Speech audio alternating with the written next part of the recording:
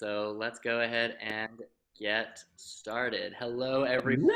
Let's get it started. Hello, Sorry, everyone. Thanks, Micah. Hi, you're everyone. welcome. My name is David Estrin. I am the founder and CEO of Together We Remember, a nonprofit organization and emerging movement dedicated to empowering the next generation of leaders to make never again a reality by turning remembrance into action. All throughout April, which is Genocide Awareness Month, we've been organizing collective memory vigils all around the country, around the United States, to acknowledge the legacy of genocide and atrocity, but also to celebrate the stories of upstanders who've saved lives time and again throughout history. We are uniting the fight against hate all across the country and also around the world. I'm so happy to share that on April 30th, which is the last day of Genocide Awareness Month, we are organizing a global virtual 24-hour vigil with over 40 organizations in 20 countries around the world.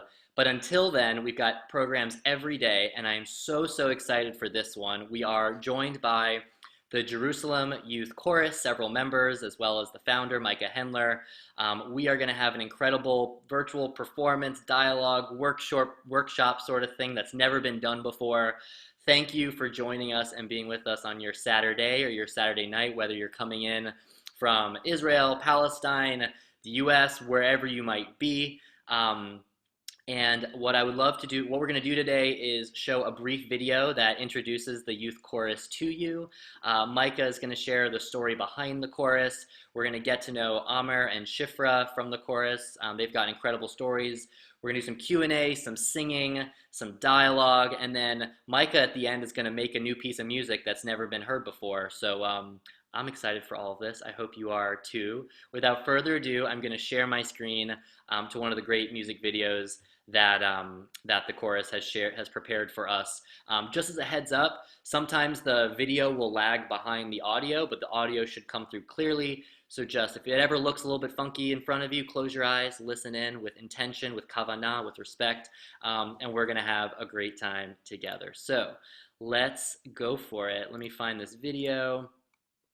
Can I get a thumbs up from my panel members if we can see what is being shared right now? Yes? Great, I see the thumbs. Let's jump in. The song that you are about to hear was written in collaboration with the Jerusalem Youth Chorus. This is a choir in Jerusalem that works with both Israeli and Palestinian singers to sing together in beautiful harmony. The song we wrote together draws inspiration from their powerful stories and their life experiences. You will hear English, Arabic, and Hebrew in the song. If you would like subtitles in any of those languages, then you can click the closed captioning button down below. Enjoy!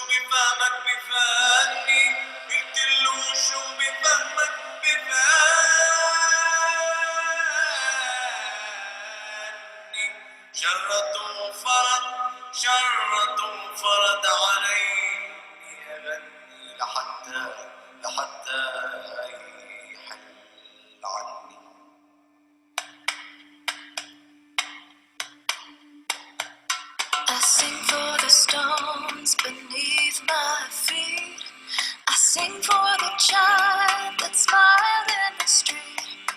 I sing delight in the load of the wind. I sing to appease the demons within. I don't need to sing to prove my existence. I don't need to sing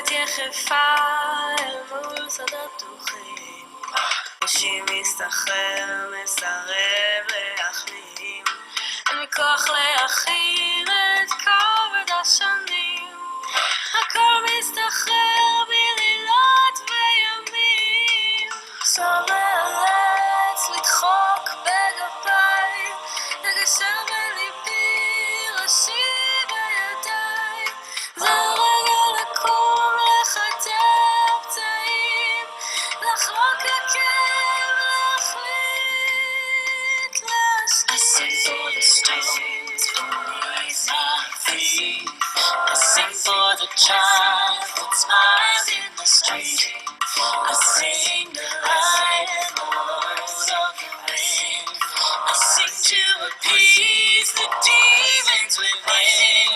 I don't need to sing to prove my existence, I don't need to sing to fight your indifference, I sing for the lessons the world hasn't learned, I sing for my soul as she watches it burn, I sing as the trees grow branches above, and I don't need a reason to love.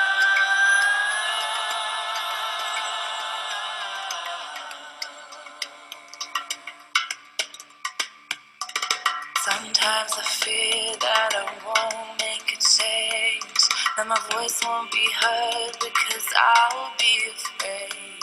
We need to rise up and sing for our pain, cause I'm feeling lost, can I be shown the way? صوتي عم بوجع من كثر ما ناديت، تعبت من كثر ما غنيت وحكيت، مش عم اشوف تغيير ولا اي اشي صغير، ما بعني بهالحكي رح بستسلم وبطير، اصحابي معاي عالطريق عم بنقتل مع بعض، بنكمل الصراع وبنعبر لكل حدا صغير، عم بقول له لا تسافر، ضلك احلم بلدك فيها خير. غامس I sing for the child that's smiling in the street, I sing the light and the load of the wind, I sing to appease the demons within, I don't need to sing to prove my existence, I don't need to sing to find God's presence, I sing for the lessons the world hasn't learned, I sing for my soul as she watches it burn, I sing as the trees grow branches above, and I don't need a reason.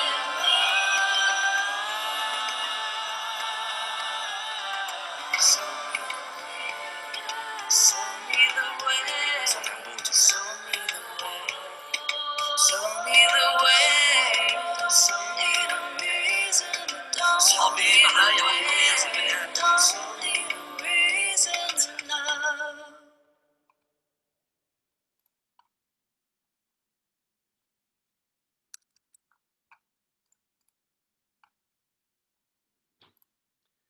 Wow. That was absolutely incredible. I remember the first time that I saw that song, and I was like, I need to work with these folks. And here we are, several months later, in the midst of a global pandemic. We are making it work. It's more important than ever, in my mind, that we do this work.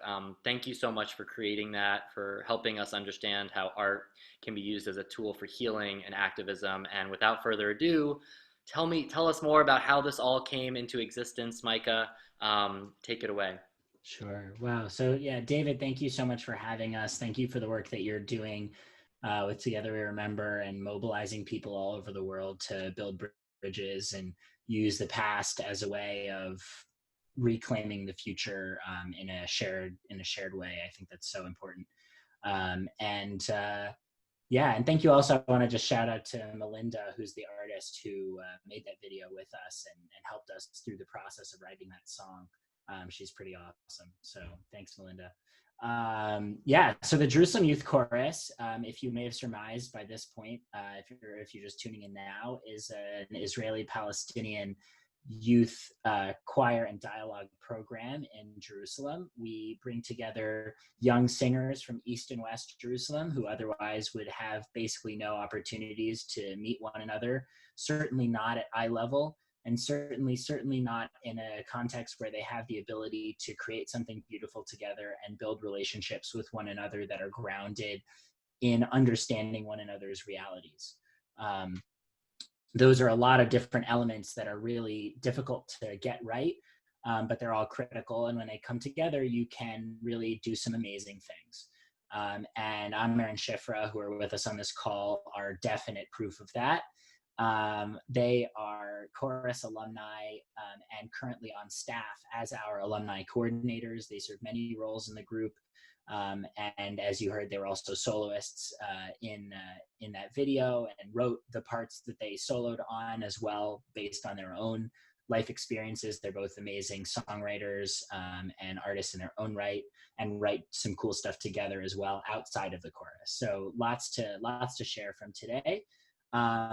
In terms of just my own story briefly, I decided to start the chorus because I had experienced in my own life the power of music, and specifically of singing, to bring people together, to create community, to create a space where people could feel included and welcomed and loved.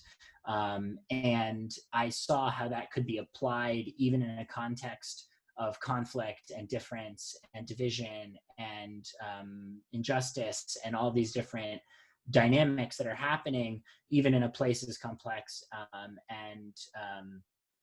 and challenging as Jerusalem.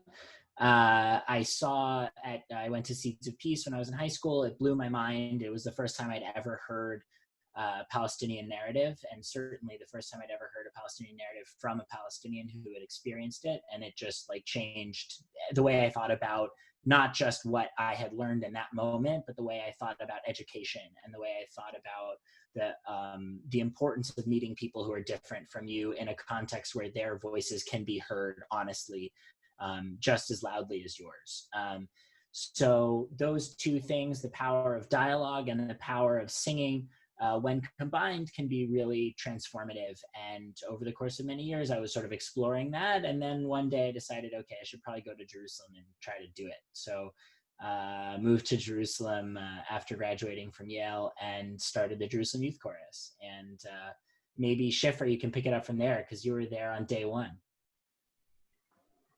Okay, hi everyone. Thank you for joining in, and I'm excited to be here. Thank you, David, for giving us this opportunity to reach out and speak to people. And yeah, I'll just go, I guess, from what Micah was saying and kind of into the background of my story and how I got involved in the chorus. I moved to Jerusalem when I was 12 years old from England, and I actually didn't really have any exposure to what the conflict was, and I didn't really know anything about it. But what I did know is that I loved to sing. So Micah came to my school and he was talking about this cool new choir, and he did mention that there was dialogue, but I don't even think I understood what that meant at the time. So I went because I loved to sing, and I remember so excited when I auditioned. I was so excited when I got in because I'd loved singing for so long, but I'd never been part of a like organized group. And the first meeting that we had, I hadn't even really been friends with people that weren't Jewish before. I never had that kind of exposure. Even when I was living in England, my community was quite closed, so I didn't, at least when I was younger, I didn't really have that opportunity. And when I walked in, I think I kind of got a bit of a shock because I knew that this was going to be something different. And honestly, I think I fell in love with it from the first meeting. And there was so much about it, not only the music, but the dialogue aspect of it that was so interesting to me. And to come in and hear people who are different than me actually come and show me that we're very similar in a lot of different ways. And there's a lot of boundaries being put like towards us, but we somehow manage in this little group to sort of break those down. And it got to the point where I would be waiting for dialogue every single week because I loved it so much. And I learned so much about myself and about other people, and sort of how we were both learning things about each other outside of the choir that weren't actually so true. And when you come to that realization and you realize that someone is a person, you're speaking to them at eye level, and you can really just understand each other and respect each other, regardless of how different your narratives are. That was kind of the first sort of thing that I started to realize, and it was so special. And it definitely shaped the way that I sort of started to, grow up when I was here, living here. And obviously, I loved it for a long time, and I stayed on. Now I work in on the staff. I'm part of the alumni coordination group with Amer, and it's been really amazing to kind of, because we also work for the high school program, and it's been really amazing to sort of take what we've experienced and now sort of be able to watch it happen with other younger teenagers. And I think that that's something that I'm really proud of. And Micah made this incredible group that is just continuing to go on and on. And I think that really just sitting and speaking to people and understanding where they're coming from is a huge part. And something that I think also is important to mention is that we don't say that we're coming to choir and we're just making peace. Nobody thinks that that's exactly what we're doing, but we go to make change and to understand that there's another side. And obviously that comes with problems, it comes with backlash from people in our communities, our families, our friends. But we go because we know that there's more, and there's more to learn and more to hear, and that can make a really huge impact. And it's probably one of the most special things I've ever done in my life, and it's really shaped who I am today. And the people in the choir are my family, honestly. I'm so close to them, and I think that I would advocate for these sort of groups because I know that they work, because I've been part of them. And yeah, with that, Amr, do you want to take it away? Yeah, thank you, Shifa. Hello, everyone, and thank you for being today with us. My name is Amr, and I have been in the choir for the last 6 years. And I actually met Micah when the choir used to meet at the YMCA. I met him there, and we used to jam beatbox.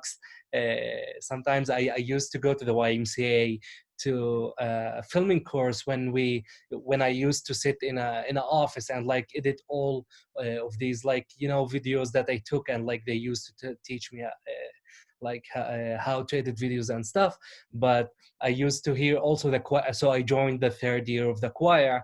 I used to hear the choir singing inside in a room beside me. So I was like I'm sitting here really bored doing like really boring stuff. I wish that I could sing and like be with the choir. And I wasn't gifted. I like what I was doing is like kind of rap and kind of like jam beatbox with Micah. And Micah was like the coolest guy for me then, because his beatbox was really awesome. And the year after, I asked Micah if I can audition for the choir. And the night before the audition, actually, I watched the Captain America movie for Marvel fans. And in the movie, there's this guy that is the hero, Captain America. Before he becomes the hero of the movie, he's really skinny, short dude, and he wants to be in the army, and he keeps applying for the army, and like all of the commanders didn't accept him, and the last commander did accept him. So he went to him and told him like, why did you accept me? Like, I'm skinny, I'm not strong, and I have nothing to do with the army. And he was like, I know that, but you are a good man. So a day after, I went to the audition with Micah, and before I started singing, I was like, Micah, I know that my voice is really bad, and like I'm not gifted, but I am a good man. So uh, so yeah, This since is then, true. yeah. Since then, I've been with the choir, and now I can sing. Thank you. Like, if I can sing, all of you can sing, and this is what I believe. I believe in music. I believe in talking, and this is what is the choir about. We go and we sing and we have dialogue. Jerusalem is a really hard place to live in, and if you look at it, it's really hard to get to meet different people here. And the choir gave me that opportunity to meet with the side that we I would never like thought as a kid from East Jerusalem to go and sit with these people and like sing and like talk with them. And the choir taught me so much. I understood more about myself, and it shaped me more and more, as Shifra mentioned. And what I really liked about the choir, that it didn't change my identity. It changed me, but it didn't change my identity. I still Amr, the Palestinian who comes from East Jerusalem. And in the dialogue process with the professional facilitators, we had this process that taught us how to talk and respect each other while talking. Now and now I can talk with Shifra also outside the dialogue, and we know, and she would hear my opinion, and I will hear her opinion respectfully. The choir taught me so many things. I still in the choir. I feel belong to the choir. The choir is a big symbol of my life. And actually, 2 years ago, we had a really difficult time in the choir when the singers stood for the choir and told the management that this is our choir, it's not yours. And we love this choir, and we done so much work to make the choir survive. And alhamdulillah, we're here today, and we're growing more and more. I've done like so much cool things, from like traveling the world with the choir, also singing with the really awesome famous singers, filming video clips. I've never thought like I'm a good man, like in the end, like I didn't have the voice back then. So thinking about this, it was really great. And I'm really thankful for Micah that he gave me this opportunity. It opened me in so many different ways. And also the choir taught me patience, since in our dialogue we speak in three languages. We don't ask people to come to speak in English, because we really respect the language as an identity, and we respect that, and we give the and they gave me also the chance to speak on my mother tongue, so I can more talk freely. And we have translators in each dialogue and also in the rehearsals. And this is what I do now in the choir. Actually, in the youth program, I translate in the dialogue and in the rehearsals, and I also sing. And I'm also coordinating the alumni program with Shifra, and we're working on an album coming soon, hopefully, with the coronavirus situation. But yes, yeah. So each time in the dialogue, you had to wait for the translation. Like somebody says something, you need to wait and be patient to be translated to all of the people, so everyone can be understandable. Everyone can understand and be on the same page. And yeah, using the dialogue, we have the elephant on the table. We make true friendships. I've known Shifra for so many years. We work together also outside the choir. We're now really true friends. Outside the choir, we talk to each other. And not only Shifra, it's like I made so much friends and friendships forever. Thank you so much, and enjoy the meeting, guys. Yeah, thank you, Amer. Thanks, I David. want to share a couple of thoughts, and then we'll open it up to some questions before we get back to work, because this is still a workshop, so we have work to do. Yep.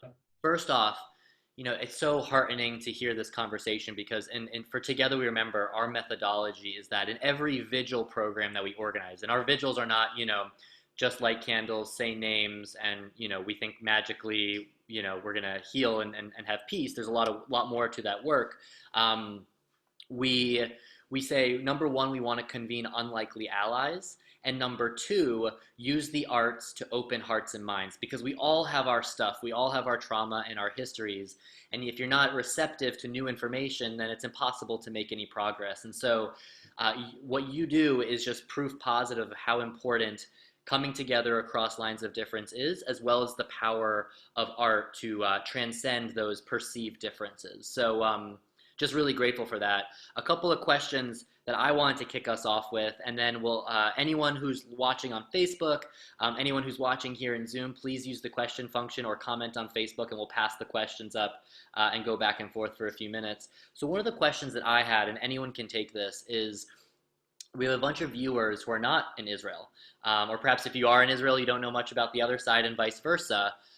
What are some things that folks might not know about just the status quo or about your experience, right? There are perceptions of the conflict. What is your reality and how you are experiencing life on a day-to-day basis, just so that we can hear from you rather than always trying to figure out what the headlines or the news stories are meaning? Wow, that's a great question. Thanks, David. I'll start, and I think it would be great also for Amr and Shifra to each speak to their own experience as Jerusalemites as well. Yeah, so Jerusalem is certainly the most complicated place I can think of, and what's particularly difficult about the situation, most people know, like, yes, you have Israelis and Palestinians, and like they don't get along, right? Like most people know about that much, and even that isn't necessarily true. But what's really interesting and challenging about what the chorus is doing is that you are simultaneously operating within a lot of dynamics, social dynamics, political dynamics, linguistic dynamics, musical dynamics, economic dynamics, and all of these dynamics, some of them have different power symmetries or asymmetries. And so you're operating both within a system where there's a great asymmetry of power between the Israelis and the Palestinians in terms of who controls what resources, what laws, what movement, what language, etc. And then you also have, at the same time, a real sort of symmetry on the social level as far as narrative construction, as far as seeing things as a zero-sum game where basically it's us versus them, and that's the only thing that matters. And acknowledging the other side as human somehow makes me less worthy of being in Jerusalem, right? There's this sense that like either it's yours or it's mine, but it can't possibly be shared. And what's really tricky about the chorus work is that we need to live both in that symmetry and in the asymmetry. So we need to find a way, to create a space where everyone can come, regardless of their background, regardless of what they've been taught, regardless of where they live, regardless of what languages they speak, and to be fully present and fully welcomed into the chorus. And we also need to use the chorus as a vehicle for pushing for justice and the kinds of changes that we know need to happen in Jerusalem, which are not always like super palatable to everybody. So the question is really how to navigate all of that and how to create a context where people can really be real with each other, but also come together for things that we all can see are really important and critical. So that's sort of my introduction to our dilemmas and challenges of working in Jerusalem. Amir, Shifra, Amir. Yeah, Ahead, I can go next. I think something that sticks out for me the most, and this kind of happens in a lot of different ways, is there is a lot of fear that I think isn't really talked about, and I think a lot of things are fueled by that fear. So on the one hand, there have been times, not recently, thankfully, but there have been times where I've been afraid to go outside, or I've been afraid to kind of go to a specific area because things are happening, and I think that's one side of it. But then there's also the deep fear that each side has of each other that kind of fuels a sort of hatred. And I know that's a strong word, but it's true. And you see it happening, especially when, at least for me, because I have this chorus experience with me. I think I'm looking at everything through those eyes. And I try and have that conversation with people. It doesn't always go so well, but it is easy to see that people are so afraid of the other side. And exactly like what Micah said, the second that you recognize the other side as being, equal to you, all of a sudden, people are going to question you. And I'll say that that's something that I've had, specifically in the last few years. Even I had it when I was in high school as well. But people are always questioning me and like my I guess, loyalty to Israel, or the way that just all of these things, which, it's definitely hard. It definitely gives you a lot of those questions because people will kind of judge you and tell you, you don't, I mean, I always share it anyway because I've just decided that, I really believe in this work and I'm just going to talk about it. And if people don't like it, then they don't like it. But it's definitely a fear thing. And I think that because we aren't sitting talking to each other, it's just fueling and bubbling up. And the fear gets less when you talk about it. And a great example I have is actually, that was sort of like I think it was a few years ago, there was a lot of stabbings going on in Jerusalem, and I was really nervous. We had a rehearsal. We decided to keep rehearsal going, even though it was a bit tense outside. And I remember being really scared, so I asked someone from the choir, like, if they could drive me. But who did I ask? I asked one of the Arab members, not because I was like thinking about it, but because I was like, they're my friend, and I'm scared. And I think that kind of just goes to show that, you know, that there's so much that you can change when you're not afraid anymore. And obviously that's a story of fear and not fear at the same time, but I think that's a good example of it. That's really beautiful, Shifra. تفضل يا عامر. Thank you. Yeah, so I always thought that these challenges and these fear also always came from from the Palestinian community here in Jerusalem. But through the years with the choir, I learned that also the Israelis face the same problems as the Palestinians. For example, like I wasn't going to tell anyone about the choir that I go to, since the community will judge me, and they'll be like, I have some friends also that in the choir that they call them in their neighborhoods that they are normally like they're doing normalization, and which is not the choir what's about. And for that I met also Jewish friends that they scared to tell their friends about this cool program that they go to, since here the Jerusalem community is really complicated, and it's really hard. Like I wasn't able to talk with my friends about this cool program that I go to, and like sing and perform with them. um, and yeah, this is why when I grow up more and more and stayed in the choir, I learned what is the choir more about. As I mentioned before, that the choir didn't change my identity. I still believe that this is my land. I still believe all of my thoughts that I came with the choir to the choir with, but the choir more, it didn't change my identity. And it it just it's not about normalization. It's about getting people together and like see how we can work together in really different ways. And now I believe uh, I believe in the choir, and I can go live with you here, guys, and people can see me. يعطيك العافية عامر. Shifra. It takes a lot of bravery to do this work. And I know in many ways that Shifra and Amir in particular have really gone like above and beyond in terms of just being outspoken about what they believe in really powerful ways, and have been really great allies to each other as well, which has been awesome.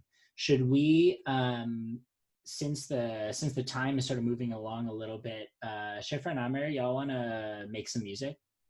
Let's do that. So yeah, maybe Shifra, you want to play us a song, and then Amir can Sure. do your thing. Yeah, but heads up to those Okay. who have questions, still please share them. We can definitely pass them along if we have some extra time at the end, whether you're on Facebook or on Zoom. Definitely keep the questions coming. We'll definitely track that. We're getting a lot of engagement, so we're really excited. But Shifra, back Awesome. over to you. Okay, so I'm going to sing a song for you guys today that is in Hebrew and Arabic, neither of which are my native language, so it's definitely, you know, choir inspired. The song is called In My Heart, Belibi, and it's a really beautiful song. And I think, you know, I'll just say really quickly, when I first came to the choir, I actually didn't speak Hebrew or Arabic. I still don't really speak Arabic that well, but I speak Hebrew now. And it kind of just goes to show that you can kind of feel what you're singing. We learned a lot of different songs in different languages. You can feel what you're singing without, I mean, obviously it was translated, but you don't always remember the exact words. You can feel music without knowing the exact translation, but I will say that it's kind of talking about home and a longing for home and a love for home. And there's a Hebrew verse translated into Arabic, and Hebrew means Arabic, but for those who don't speak Hebrew and Arabic, hopefully you can feel the music as I sing it. So here we go.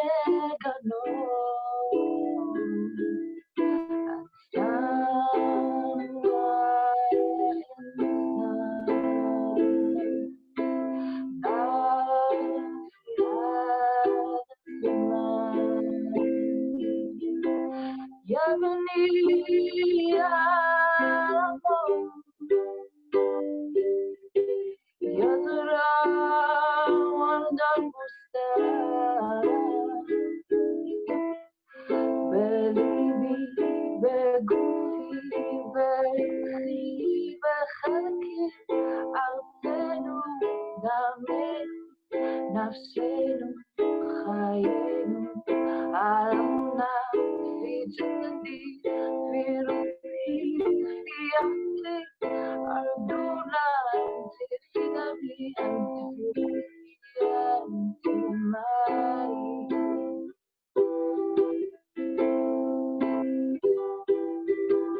أنت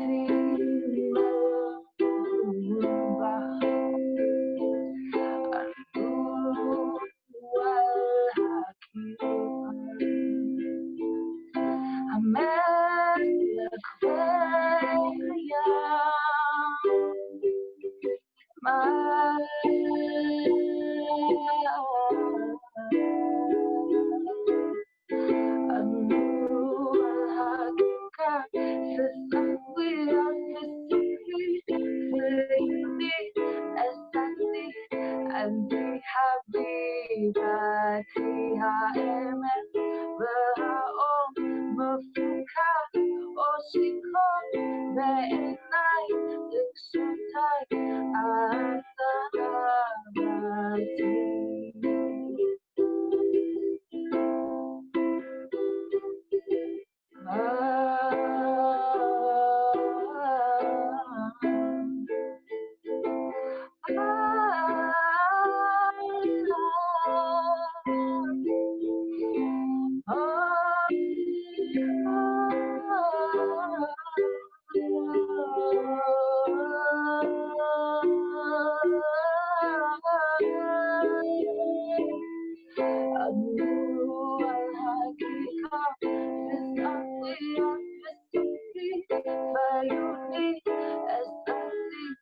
أنت حبيبتي عينك بهاء مفيكا أوشيكو بعينك غشوتك عذاباتي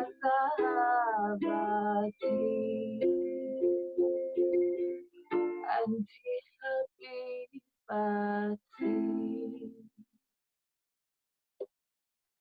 Woo! Virtual applause, virtual applause. Thank you, thank you. So beautiful. So beautiful. Amer? That as a follow-up. Yeah, so what I usually do in the choir when I have my solos and I do rap, and for that I actually combine two different traps. One that I sang with the original song that we wrote in 2015 and we sang in New York and in the US, and with a different verse that we sing in today's choir songs. Hopefully I'm gonna play.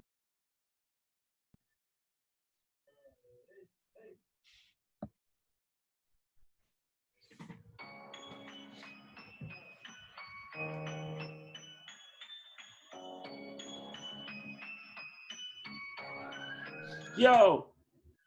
تفكير سلبي بس عندي تفكير ايجابي زي اللي جاهد للوطن وينادوني هون ارهابي عدد اسبابي بس من الامل عندي ذره لو يوم بحياتي فشل بكره اعيد الكره بسمع للرهباني بس بداخلي مش مقتنع افكاره كثير سلبيه انا مجرد مستمع موهوم بفكرة التناقض عن إحساس اليأس الدنيا فيها خير لا تكون أنت العكس عب النقص املى خطواتك بالتفاؤل عيش على التجارب ما تعيش على التساؤل عيش واملى قلبك بالسعادة بدينا الحب السعادة بالعبادة لا تكون النظام يكون فكرة مليانة أمل فيها تكون العبرة وفيها تكون المثل تكون فكرة إيجابية ما بتكون مستحيل كون انت التغيير اللي ما سبق له ما في له ما من بنيشك ما من بشيره فتيك مسبيك كده لا صوتي تبخيره بخزل وراخشة ما تصاب بخيره معاشي متفتفة مسكيرة بديوك عاد كما بعد لها سررة ואנחנו לגמרי לא באותה סירה כשמישהו על עצמו שופך חומר בעירה איך זה שאנחנו משמשים עם זה רע. Thank you. Woo! Thank you so much. Yeah, that was awesome. Dope. Amazing. Oh, wow. Wow. So one of the things obviously that we've been talking a lot about is the dialogue process as well, that it's not just about the music, as one of our great questions from the audience has mentioned. It's really not all about the music. The music is part of what we do. It is a tool. It's something that brings us together. It's a glue. It's a message. It's a platform. It's a goal, but it's not everything. And so what I wanted to do now, since this is a workshop and not just a lecture, is that we're actually going to do a little bit of dialogue right now. Because of the webinar setup that we have in this particular Zoom call, because it's being streamed live, we have two Together We Remember youth that David found and asked if they would participate live in this webinar for us. Hey y'all, how are you doing? Welcome, Doreen and Harsha. So Doing just good. a quick second about how I found these amazing young people. We found each other through the Together We Remember Youth Action Network, and just a few weeks before April began, one of our youth ambassadors said, hey, now that school is kind of out or complicated, a lot of students have time on their hands, but there's so much that we can do purposefully with our time. And so the students came together, been meeting every week to design projects to turn remembrance into action during Genocide Awareness Month. And Harsha and Doreen are two of these amazing students. And I'm just so proud that y'all are here. Thank you for joining us. Thank you so much for having us. Yeah. Yeah, thank you both also for going on this journey with us in this new way and being open and vulnerable even in a live stream. It's like not to be taken for granted. Yeah. So one of the things that we do in dialogue, obviously when we do it, it's a big process that exists over the course of a year and even multiple years. So we're going to try to do something meaningful in 10 minutes. But still, I think even in a short amount of time, you can still do something that really means a lot if you structure discussion in the right way with the right understandings and the right openness and respect for one another. Still, you can do a lot in 10 minutes. So one of the things that we talk about a lot in our dialogue process, there are many, many themes. We touch on equality, justice, historical narratives, collective trauma, healing and expression, current realities, et cetera, et cetera. But one of the themes that we also talk about is stereotypes, because everyone comes with many stereotypes about the other, about themselves, having internalized stereotypes. They're just sort of a pervasive part of living in our world. And they're something that can be dismantled with a little bit of work, which is nice.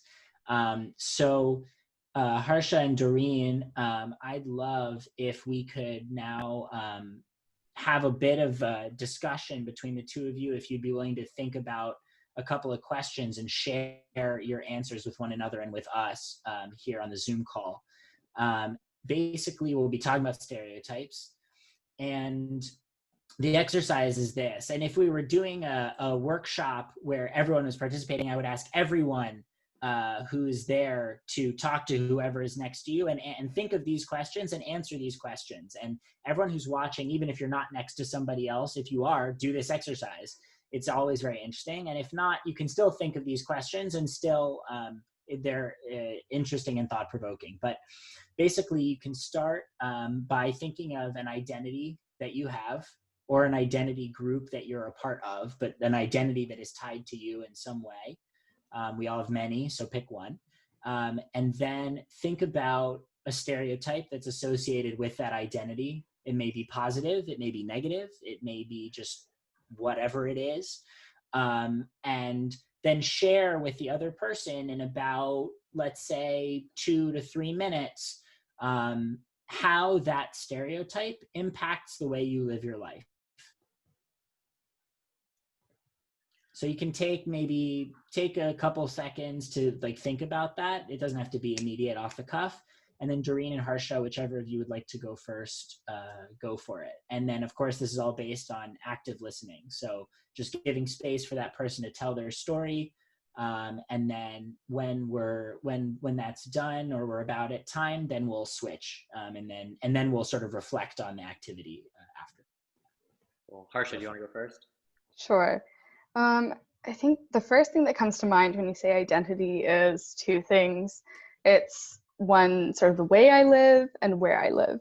So where I live in the United States of America. I was born in America, so that's obviously a huge part of my identity. On the other hand, the way that I live is very Indian. So I think my identity can be surmised as Indian American. And obviously with that comes a lot of different stereotypes, whether it be here or when I'm in India. And I think there's a lot of fluctuations between that. Definitely, I think one of the biggest places that that's seen for me, at least, is in the classroom. And some things that I'm expected to know or be naturally good at, I'm not good at. And just because of, maybe the way I look or some of the things that I do or say, there might be an assumption that I'm more knowledgeable than I am. And I think the other thing is that when I am in India or when I'm interacting with family or friends in India, there's sort of the assumption, if they already know where I live, that I will be disconnected to my heritage, that I won't know how to speak the language, that I'll be sort of just confused on all aspects of, like, whether it be culture and tradition and things like that. And I'm glad to say that that is not the case, that my parents have put in a lot of time and energy into cultivating me and nourishing me and my culture. So I think those are probably the biggest stereotypes that come to mind. And then how do those stereotypes impact the way that you live? What is your like, given that you need to then deal with these sort of stereotypes coming from two directions, like, how does that change you, or what do you need to do in response to that, or what do you do? I would love to say that they don't impact me and that I'm super grounded in myself at all times, but that is obviously not the case. And I think it just makes I'm more conscious of my identity in those moments. Because if I'm, whatever it is that I'm doing, I'm not thinking, oh, I'm Indian American. I need to remember that when I'm going grocery shopping or when I'm, I don't know, out on the driveway. It's not at the top of your mind. But these sort of moments of not necessarily conflict, but maybe tension or just curiosity, bring out that consciousness that, oh, that's what I look like to other people. That's what people have in mind when they think of me. So I think I'm maybe more vocal about what I don't know as a result, especially when it comes to, like, whether it be in a classroom, whether it be just in settings where learning is a thing that's happening. And when I'm interacting with people who expect me to not know, I feel sort of a pressure to be on alert to things that I should know, or maybe things that I should be doing, or maybe super, super cautious about not speaking in English. So I think it definitely changes the way that I behave, and I'm trying to work on letting myself be more free in that. Thanks so much for sharing all of that, Harsha. It's really, to have that sort of sense of what it's like to be Harsha in these moments is really special. Doreen, do you want to share something? Yeah, so when I think about stereotypes or the way people view me, I always go with the most obvious one, which is my color. And growing up in a really small town in Indiana, I sort of have that small town like view of my color. So I let other people's impressions of what people in my race are, what they do, affect my view of my own people and myself. So growing up, I was adopted into a Caucasian family, so I never was around that much Black culture. So I felt growing up as if I didn't fit into either group. Maybe I did because the Black kids thought I was too white and the white kids thought I was too Black. So I was sort of just stuck in the middle trying to find out where I fit in.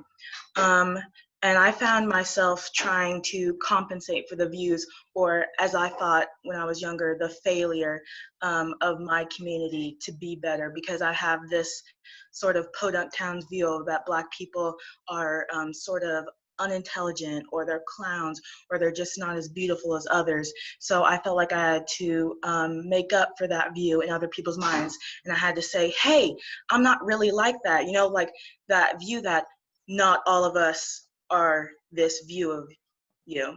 So I started, if one kid wasn't as smart as the others, if one Black kid was as smart as the others, I would step up and I would say, oh, I know this answer, or I can do this and I can know this. So I think that stereotype has affected the way I've lived from the very beginning. And eventually, as I got a little older, you realize that that narrow-mindedness is a little bit selfish and self-serving, and I really wasn't doing anything for my community, and I really wasn't changing, and that if I wanted to change the way people thought about it, then I had to go out and do it myself instead of scolding others for not acting that way. So that's when I started my activism. That's when I started working with organizations like Amnesty International and Stand Club, and I realized that my problems weren't as big as others, and then I had to go outwardly to improve my community. Wow. Thanks, Doreen. That's Very, very really powerful. deep. Yeah. I especially like what you said about Shifra, compensation. Sorry, go ahead. go for it, Harsha. No, I loved what you said about compensation. I think that's something that everyone who faces stereotypes ends up doing, and we don't know that we're doing it. So I'm taking notes. Wow. Is there anything, clearly, Doreen and Harsha, you're both really involved in this kind of work already, and like very just like critical and open and, you know, thinking about these kinds of issues. But even from just hearing those stories from one another, is there anything that you sort of would take from this brief exercise, or that any reflections that you have from it? I don't know if you know each other already before this call. Like maybe we do. Okay, awesome. They met a couple weeks ago. Yeah. Awesome. We go way back. One of the things that I always have to remind myself of when I'm complaining or I'm talking about my struggles is that I'm not the only one who has them. And these things sort of enlighten me, especially in partner work or when I do workshops like this, when I hear other people's view of the oppression they face, whether it be Caucasian people or Jewish people, Arab people or Indian people. I have to see that, you know, my people aren't the only ones who are oppressed, and I have to think about how it affects others and how maybe even I'm doing some oppressing. So I have to really like look inwards to think how my actions affect people outwardly. Word. Yeah, I think that just says it perfectly, that when we don't know, we're sort of afraid, as Shifra and Amir were saying before as well, that we're afraid of what we don't know, and being able to just acknowledge that, yes, I don't know everything about another culture. Yes, I want to learn. I think that's so important to remember when we're trying to interact, or when we know that there might be some tension, or there might already be some things that we don't understand going in, to just come in with that mindset of curiosity rather than fear. Yes, definitely. I'm taking notes. All right, y'all. I think I am too. This is what we say all the time Together. Remember that like young people are not just ready to learn from history; they're ready to make history. And so, you know, just basically we got to get out of the way. That's sort of my takeaway from today. Yeah. So we're near time, but what we like to do with the Jerusalem Youth Chorus is not just talk about things and then say, "Oh, we talked about them. That was nice." But we try to express them then in a collective way through music.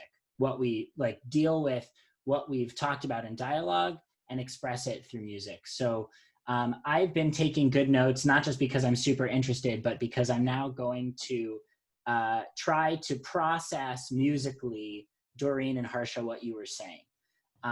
And what I'd urge everyone who's listening to do is, if you like singing, I'm going to be writing some different melodic lines based on some of the things that Harsha and Doreen said.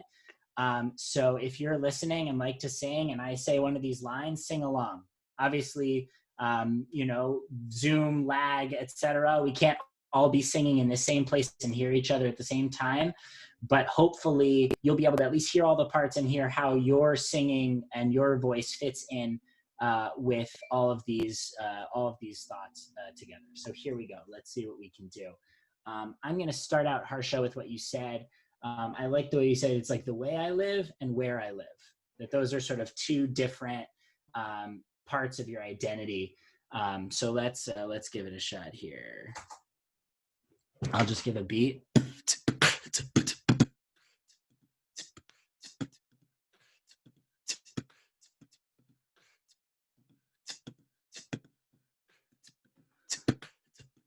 Y'all hear that?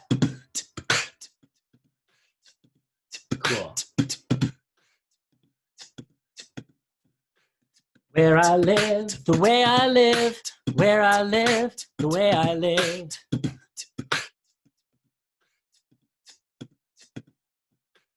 Where I lived, the way I lived, where I lived, the way I lived. Struggles, struggles.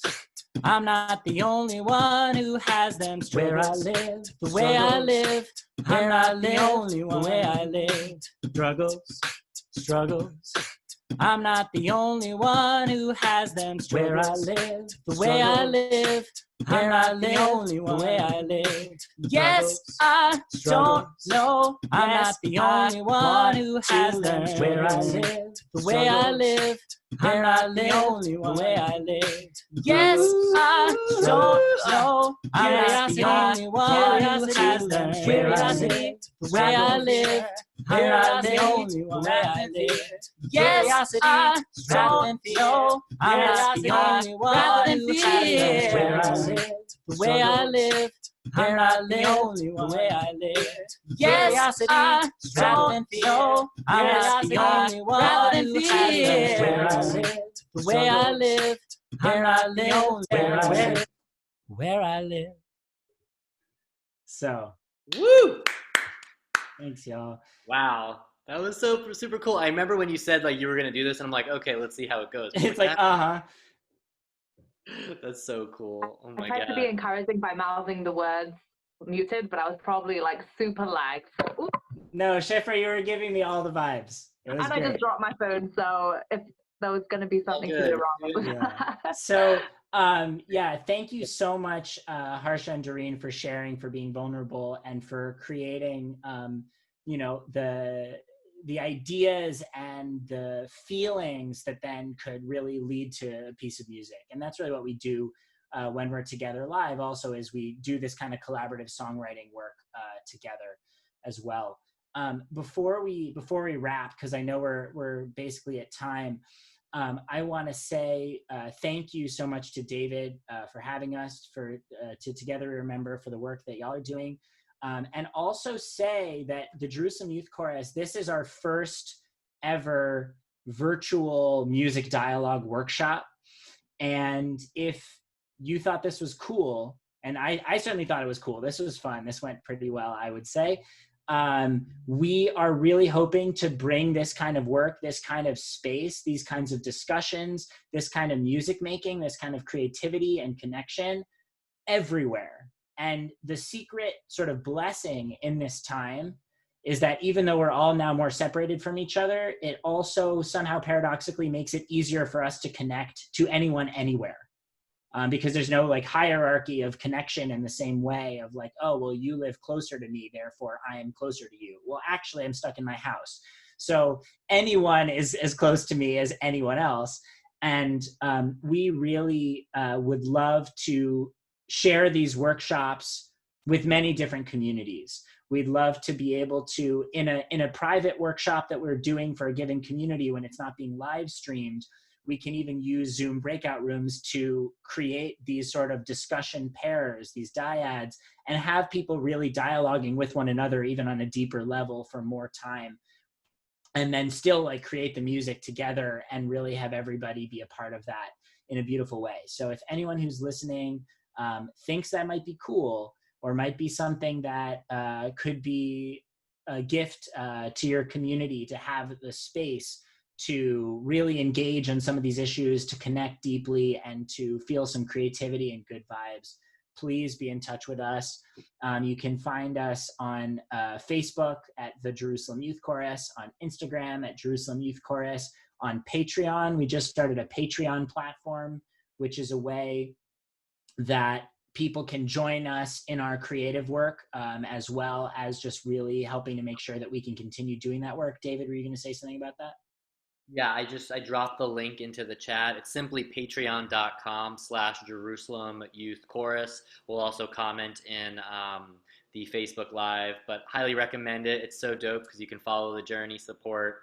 Yeah, so definitely check out the Patreon. David. And if anyone is interested in sharing ideas about ways or places that we could do more of these workshops, please be in touch with us. Just info@JerusalemYouthChorus.org. or message us on any of the platforms I mentioned, or just send a carrier pigeon. I'll be at my house. So thank you so much, David, for having us. Thank you, Amer and Shifra, for sharing your stories and your voices so beautifully. Thank you, Harsha and Doreen, for sharing your stories and your voices so beautifully. Yeah, Yellow, let's do more workshops. Yeah. Yalla, happy Thank you, Saturday, everyone. everyone. Thank you, Yeah. Shifra. Thank you, Amr. Thank Thanks, you. everybody. All right.